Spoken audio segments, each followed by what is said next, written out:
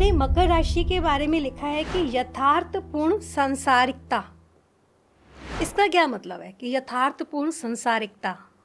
Practical manifestation हम कुछ करते हैं ना जी कि उसमें प्रैक्टिकलिटी भी हो और उसमें रियलिटी भी हो।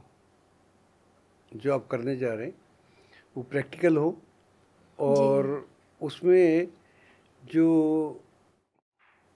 नेगेटिविटी आती है या उसमें जो इम्प्रैक्टिकल एस्पेक्ट है उसको कैसे रिमूव किया जाए साथ साथ। जी जैसे आप लोग नहीं करते, महिलाएं मान लीजिए आप चावल बीन रही हैं तो कंकड़ निकाल देती जस्ट लाइक दैट, ऐसी।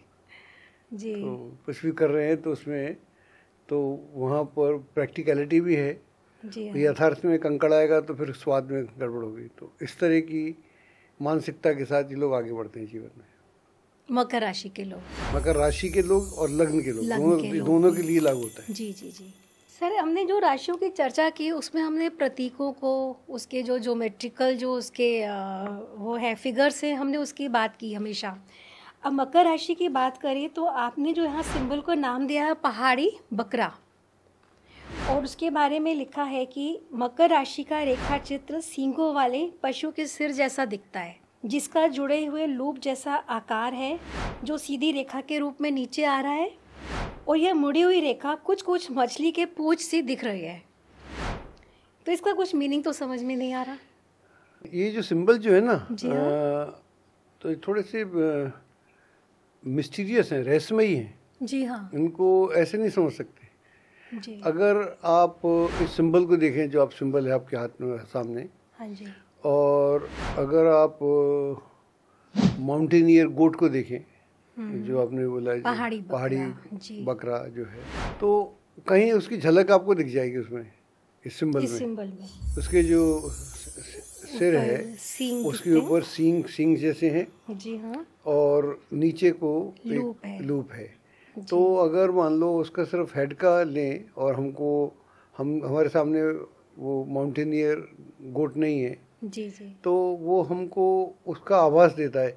एक और इसका प्रतीक है, मगर भी इसका प्रतीक है। हालांकि कहीं मगर भी है। सिंबल से उसके व्यक्तित्व को मालूम करना पड़ता है। और ये जो सिंबल है, ये आदमी अपने को, जब सिर से कोई आदमी चलता है जी, तो वो अपने बुद्धि से, अपने विवेक से, अपनी योग्यता से अपने को आगे बढ़ाने का प्रयास करता है। और इतना सब करने के लिए उसको चैतन्य होना पड़ेगा, अलर्ट होना पड़ेगा जी, और अवेयर होना पड़ेगा। तो ये सारी गुण इसमें, इसके सिंबल को देख के हमको, आपको जहाँ कुछ नहीं दिख रहा था, मुझे इतनी चीज़ें दिख रही हैं इतनी चीज़ें उसमें आ जाती हैं। तो वो जो है, ये एक अलग तरह से इनका इंटरप्रिटेशन करने की आवश्यकता है। सर, मकर राशि को काल पुरुष की कुंडली में 10वां स्थान मिला है, स्वामी शनि है, तो निश्चित ही उन्होंने उस स्थान का नाम ही कर्म भाव रखा है, दशम भाव का। अब फिर वही बात आ जाती है कि यहाँ जो मंगल है यहाँ उच्च हो जाते हैं, जबकि वैसे देखा जाए तो शनि और मंगल में बहुत ज़्यादा शत्रुता मानी गई है, पर यहाँ मंगल हो तो बहुत ही अच्छा माना जाता है। तो यहाँ शनि और मंगल का क्या तालमेल है, या ये जो राशि है कहीं ना कहीं मंगल के ना होते हुए भी उसके गुण धर्म लेगी? देखिए, जो अगर हम काल पुरुष से बात करें जी, थोड़ा विषयांतर हो रहा है लेकिन कर लेते हैं। काल पुरुष से बात करें तो ये मकर राशि दशम राशि है। हाँ जी, दशम राशि आपके अहम की राशि भी है।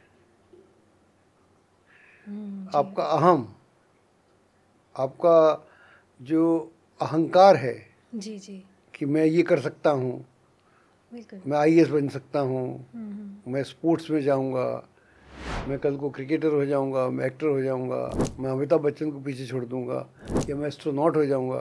तो ये जो आपका, इसको अहंकार भी बोल सकते हैं जी, इसको अहम भी बोल सकते हैं। और राशि कौन सी है?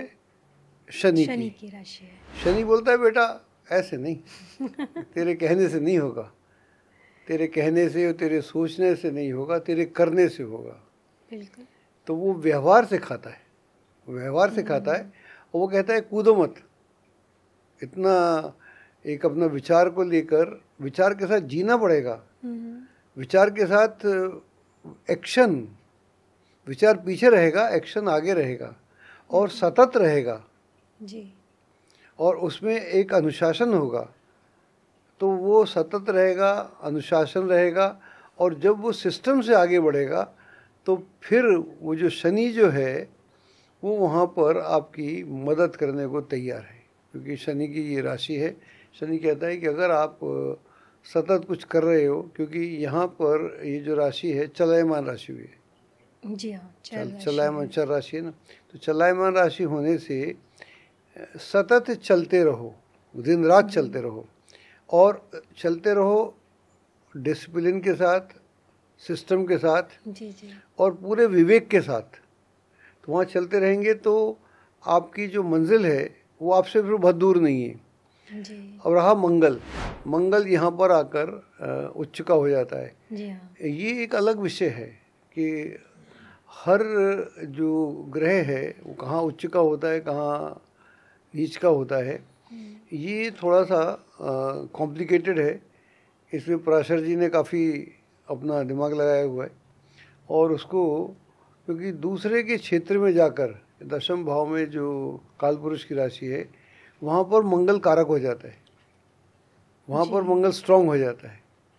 और शनि का अगर सपोर्ट हो, शनि की का सिस्टम हो, शनि का सतत प्रयास करने की क्षमता हो, अनुशासन हो, विवेक हो, तो फिर वहाँ पर मंगल अपने झंडे गाड़ सकता है जी। तो इतना, क्योंकि अगर पृष्ठभूमि तैयार है प्रॉपर से तो फिर आप उस मंच तैयार है तो फिर कोई भी आप आके वहाँ पर अपना रोल अदा कर सकता है। तो इसलिए मंगल यहाँ उच्च का हो जाता है। लेकिन ये अलग विषय है, ये बड़ा मेरा प्रिय विषय है कि कौन ग्रह क्यों उच्च का होता है, सिर्फ इसको तो आगे जाके चर्चा में लेना क्यों नीच का होता है और क्यों वो स्वराशि हो जाता है और क्यों वो विरोधी राशि हो जाता है, ये अलग विषय है। सर, मकर राशि पृथ्वी तत्व राशि है।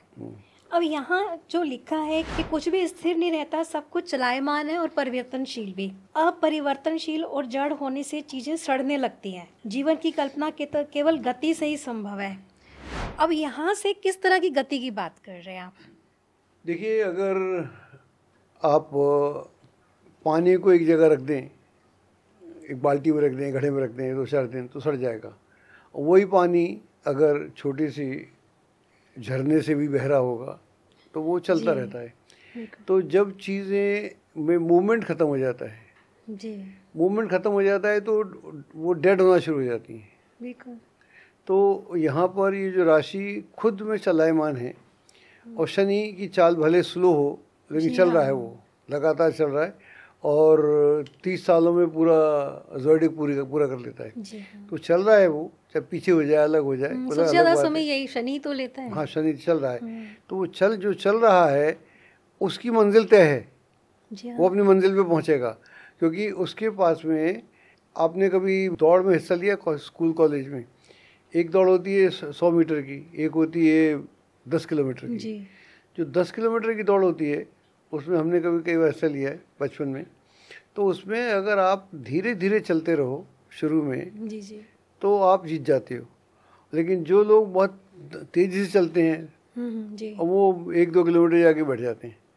तो आई थिंक वही तरीका है कि यहाँ पर आपका जो चाल अगर धीरे धीरे चलती रहेगी तो जैसे जैसे आप रिदम पकड़ोगे तो अपने आप तेज़ी आ जाएगी, फिर आपको मंजिल दिखेगी तो आप बहुत तेज हो जाओगे। उल्टा है। तो मतलब कि मकर राशि या मकर लग्न के लोगों के लिए ये एक मैसेज है कि धीरे धीरे निरंतर प्रयास करते रहें, हिम्मत ना हारें, कभी ना कभी तो मंजिल मिलेगी। धीरे धीरे रे मना धीरे धीरे सब होए, माली सींचे 100 घड़ा, ऋतु आए तब फल होए। तो धीरे धीरे बातें होती।